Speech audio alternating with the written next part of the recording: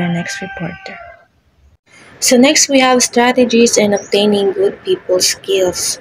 McCurry in 2019 presents the following strategies in maintaining good people skills which are essential in a meaningful, joyful, and pursuit-driven life that teachers also need to know. So according kay McCurry in 2019, a good communication skills, strong people skills in the communication area include the ability to take the information, clarify communications, and participate in effective verbal and written exchanges.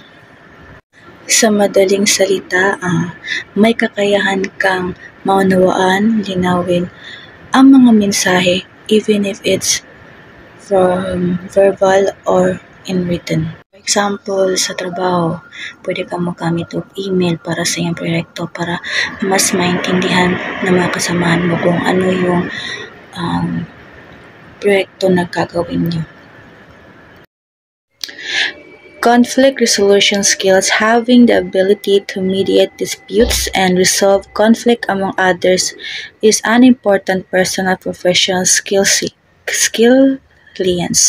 Conflict resolution involves the ability to clarify a specific dispute, listen to perspective in a non-judgmental manner, and offer suggestions for actions. Example, sa isang grupo na dalawa ka member nga nag-alitan sila because lang sa tungang activity. So, para mabalaan o marisolba ang ilang giawayan, gistorya nimo sila dalawa in separate way, and then para masolve ang ilang alitan o hatagan og solusyon o para dili na mo dako ang ilang alitan. So, gistorya nimo sila isa-isa in a non-judgment manner o yun. And then, nag-suggest ka na dayon sa action na dapat buhaton para dili na sila mag-argue pa. Number 3, the value of patience. Patience is an exceptional people skill that is valuable in every profession. It involves being able to maintain an even temper, repeat and explain information as necessary, and control anger even in the most trying situation. For example, as a teacher, dapat taas ta og pasensya kay dili gyud maiwasan nga naa jud mga estudyante nga balik-balik magsige pangutana like 1/4 ma'am so dapat sa kana nga sitwasyon dapat taas sila imong pasensya, dapat dili nimo ipalabaw imuhang angerness, dapat maging kalma gyapon sa kana situation because as a teacher dapat pasensyoso gid kita. So, now let's proceed to 10 essential people skills to succeed. So, number 1, we have being a social assertive. Social assertiveness is essential for conserving social energy in the right ways. People with high social assertiveness have more focused social energy and more clarity in their interactions. For example, leader. Dapat kung leader ka, magaling ka makipag-socialize sa kapwa mo. Bilang leader, dapat magaling ka magbigay ng ideya o opinion sa mga taong nasasakupan mo. Bilang leader, dapat yung energy mo is effective dahil lalo na kapag nagbibigay ka ng mga mensahe sa kanila. Number 2, crafting a memorable presence. People with a great presence take it easy in making connections and are extremely good at rapport building. Those with a strong presence can attract others, are well remembered, and well likable. Example nito is isang tagapagsalita na nagbibigay ng inspirational na talumpati. Hindi niya lamang nakuhaan ng atensyon ng lahat, kundi nabigyan niya pa ito ng malakas na koneksyon. At dahil doon, mas lumakas ang kanyang presensya sa mga audience and nais pa siyang kausapin ng mga tao nakikinig sa kanya. Number 3, mastering communication. This is knowing how to present oneself and in turns get one's message across. So from the word mastering communication, dapat alam mo kung paano ipresenta ang iyong sarili. Dapat magaling ka magbigay ng mensahe. Example nito is yung job interview. Bilang isang applicant, kailangan malinaw at maayos yung application natin at yung karanasan natin at dapat yung tono ng boses natin is hindi tonong natatakot tayo o naninervyos at nang sa ganun nang ma-deliver natin ng maganda at maayos yung sagot natin. Number 4, sustaining lasting confidence. People who can sustain lasting confidence are able to conquer their shyness, avoid awkwardness, and get through their anxiety or overcome any nervous tendencies. Example nito is yung nagpe-present ka ng report sa harap ng mga estudyante mo.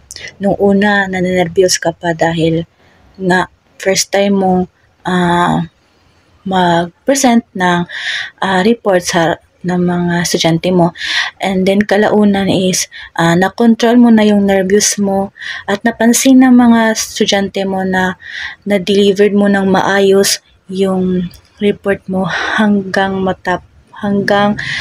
end, even na kahit nung sa una pa lang is nakita na nila na natake ka na ng nervous but still naging succeed yung pagpe-present mo ng report mo sa harap nila. Number 5, being an excellent conversationalist. This is the essential in communication and interacting with others. Excellent conversationalists are people whom others may be fond of listening to. The discussing when most interaction happens in their levels. Number 1, the first 5 minutes. This is the first impression and the time to decide if someone is worth getting to know. Second, the first 5 hours. This is the moving past first impression into rapport building. And third, the first 5 days. This is the final and the ultimate level of trust and connection. Those conversation is the key to moving up these 3 levels. Sa madaling salita, having a good connection and trust on the first impression hanggang sa mas malalim na ang makabuluhang pag-uusap ang susi. Next, number 6, being highly likable. Likability is an important phase of trust way through being authentic and genuine with their true self. Ito yung mga tao na may respeto, approachable, totoo kung magsalita, at mabilis lapitan. Number 7, being exceptional at decoding emotions. People who are good at reading people are exceptionally strong at knowing how others think and feel. Sila tong mga tao na magaling umunawa ng damdamin ng iba. Sila din tong mga tao na magaling bumasa ng ugali at tinaramdam ng iba. Sila din yung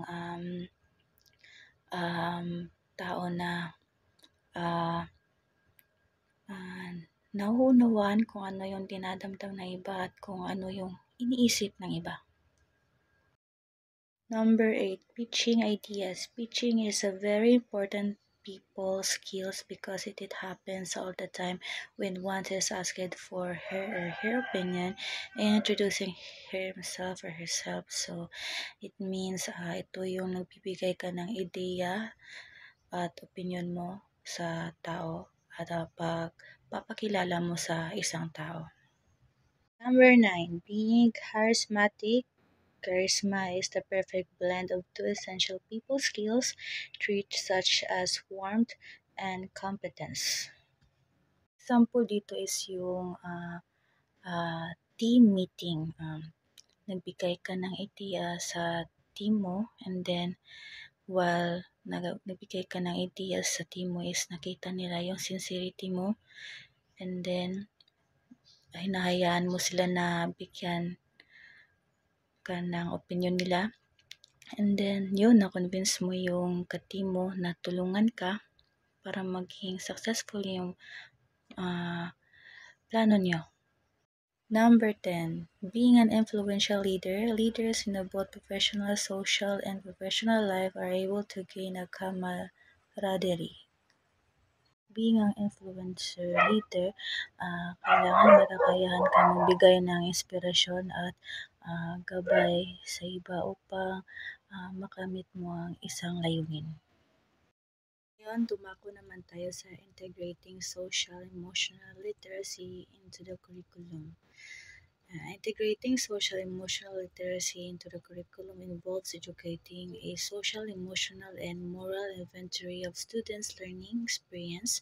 This includes exploring aspects such as persons' emotional life, ethical dilemmas, compassion, societal challenges, ethical knowledge used across group interaction, and pro-social concepts. By incorporating social literacy content into the curriculum, the teacher provides opportunities for students to enhance their social emotional skills and understands the importance of these skills in their daily lives. This approach helps students develop a more thoughtful and this caring approach to educational decision-making, interest, and relationship. So, ibig sabihin ng teksto ay ang pag-integrate o pagsasama ng mga kasanayan sa social-emotional na literacy sa curriculum ng mga paaralan.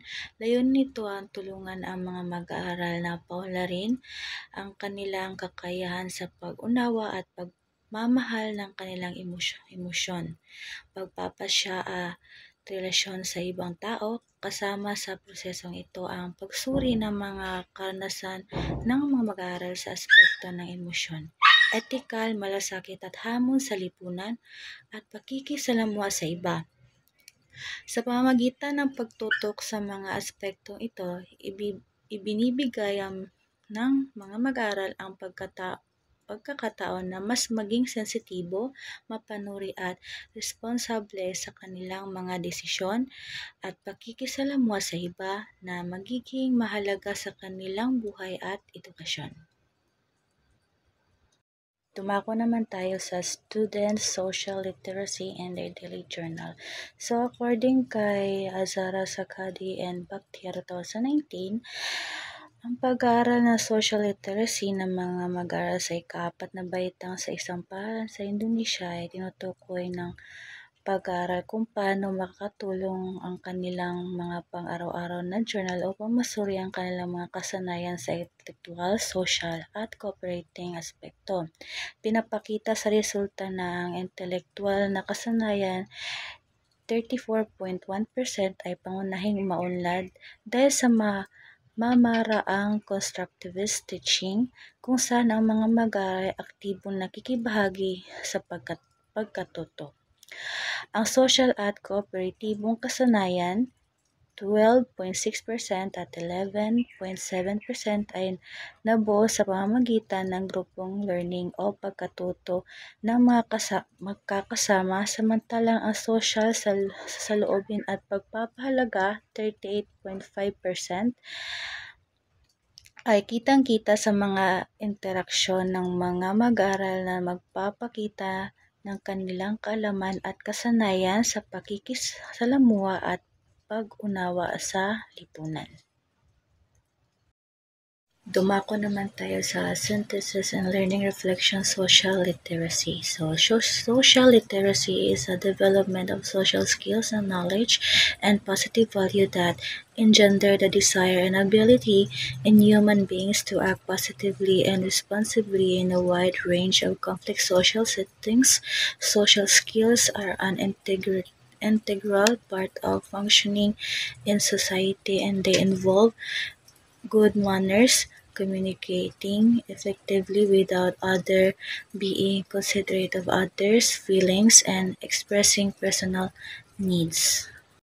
Ibig sabihin ng social literacy ay tumutukoy sa pang-udlad ng mga kasanayan at kaalaman sa pakikisalamuha sa iba, pati na rin sa mga positibong pagpapalakas-sakaya ng isang taong kumilos ng positibo at responsable sa iba't ibang sitwasyon sa lipunan.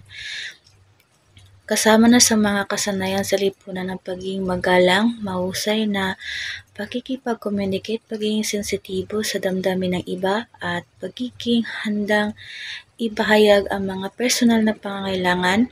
Ang mga ito ay mahalaga upang matagumpayan ang pakikisalamuha sa iba at maging epektibo bahagi ng lipunan. Emotional intelligence, or IQ, is the ability to recognize and understand and manage one's emotions and influence the emotions of others, manifested through different characteristics. Ito ay tumutukoy sa emosyon ng tao, kung paano niya kontrolin ang kanyang emosyon. Kasama rito ang kakayahan na maapektuhan ang emosyon ng iba sa isang positibong paraan.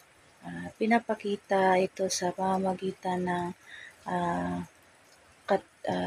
iba't ibang karakteristik katulad ng empathy, self-awareness, self-regulation, at social skills. Next, people skills are pattern of behavior and behavioral interaction and how they are perceived irrespective of their thinking and feelings. They are tools to communicate and interact effectively with others. Ito ay tumutukoy sa pag-uugali at pakikipag-ugnayan sa iba't iba, kung paano ito tinatanggap o nakikita ng ibang tao.